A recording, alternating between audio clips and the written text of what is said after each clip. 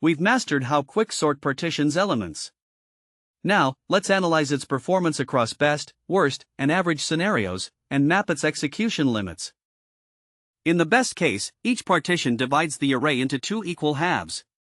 This balanced splitting creates a tree of depth log n, with n work per level, leading to an optimal runtime of n log n. But what if we pick the worst pivot, like the smallest element every time?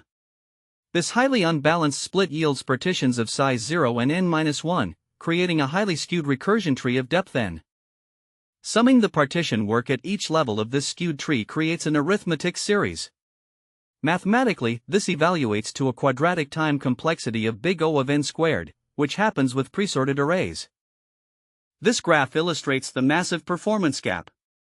While the best and average cases scale efficiently at n log n, the worst case curve spikes upward aggressively, representing n squared complexity.